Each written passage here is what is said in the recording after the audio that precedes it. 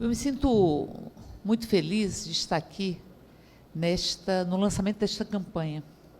Não mexa ou não mexe no meu bebê. Eu mudaria, eu diria, não mexa no meu bebê. Mas, porque é preciso preservar o banco. Mas, com o carinho que o Brasil tem pelo Banco do Brasil, que é o carinho que a gente tem pelos bebês, que é o carinho que a gente tem pelas crianças, é o carinho que a gente tem pelo que representa o passado, o presente e o futuro deste Brasil.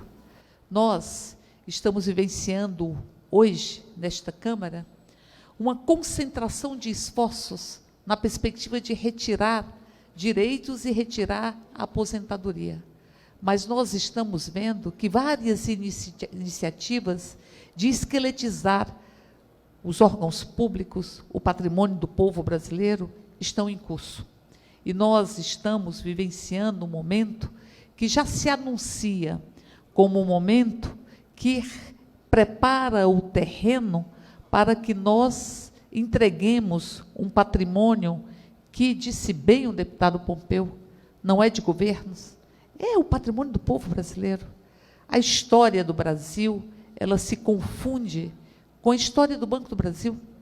A história, eu lembro que em determinado momento, eles queriam tirar o do Brasil, e queriam dizer, era Banco Brasil, e que nós fomos para a frente do SEG1 para dizer, o banco não é o Banco Brasil, o banco é do Brasil, e por isso tem que permanecer sendo o Banco do Brasil. Essa instituição que nos mostra que é possível ter um crédito produtivo, e o crédito, ele tem um poder de transformar as relações sociais. O crédito e o crédito produtivo, ele muda o modelo econômico. E nós tivemos, na crise de 2008, instrumentos anticíclicos que foram os bancos públicos.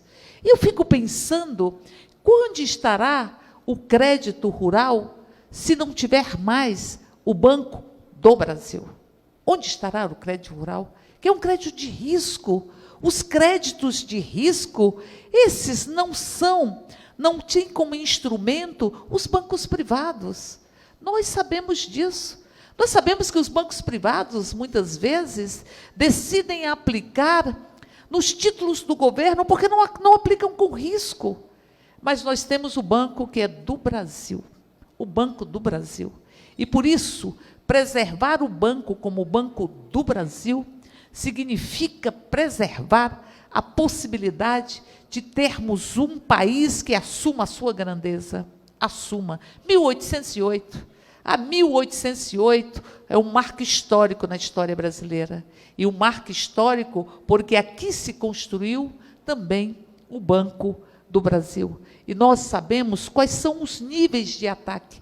São vários ataques que nós estamos sofrendo. Já se anuncia agora a privatização dos Correios, inclusive com a demissão do presidente do Correio, que veio aqui e apenas falou da história do Correio, que o Correio estava presente na Guerra do Paraguai, e falou da história do Correio e disse que o lucro do Correio está concentrado em 8% dos municípios, e que, portanto, tirar esse lucro, que se confirmou em 2 anos para os Correios, tirar esse lucro significa não ter como ter serviço postal, que é responsabilidade constitucional da União, para onde não tem lucro. Porque a iniciativa privada, ela não vai ficar com o que dá prejuízo, ela vai ficar com o que dá lucro.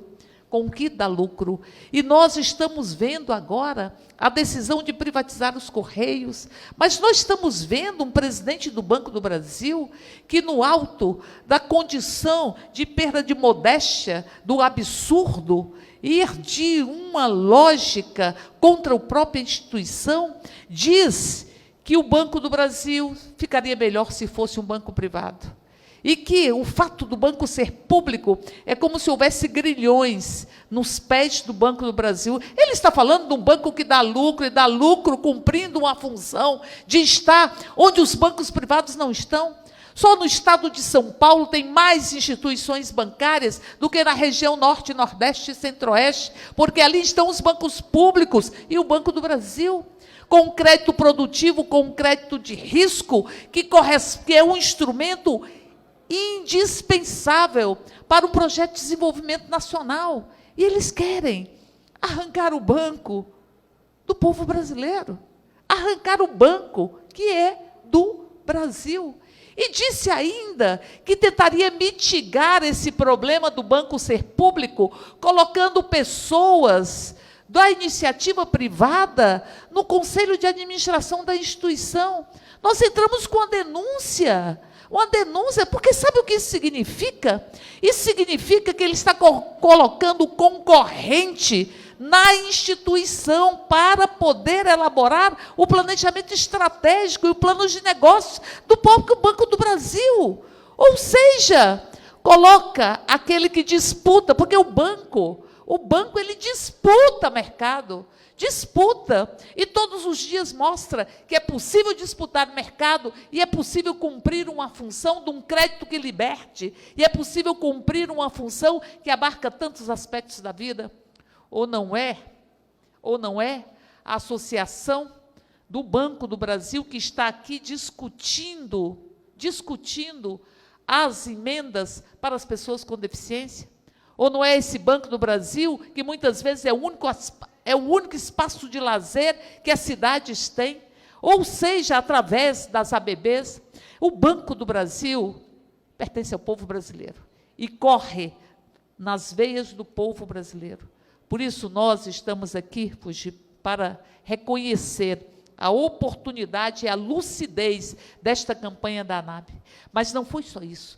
Foi a ANAB que esteve aqui para que nós pudéssemos enfrentar o decreto que desconstrói os planos de autogestão.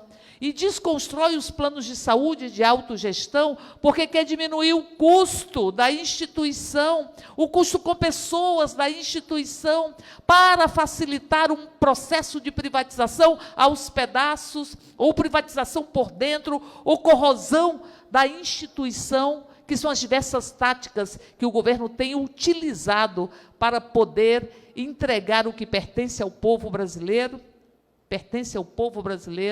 a um mercado que o governo endeusa, e me lembra as tragédias gregas, quando você tinha o Deus enfurecido, entreguem sacrifícios, entreguem direitos, entreguem instituições para acalmar a sanha de um mercado. E nós ficamos com um banco que é do Brasil. Por isso, as nossas homenagens, a nossa gratidão à ANAB de estar com esse slogan, não mexe no meu bebê. E nós poderíamos, deputado Pompeu, deputado Zé Ricardo, os deputados que aqui estão, patriota, nós poderíamos lançar esta campanha em uma sessão solene da Câmara. A Câmara abrir as suas portas para lançar a campanha formalmente, não mexe no meu bebê, porque o meu bebê é nosso bebê, é o bebê do povo brasileiro, e nós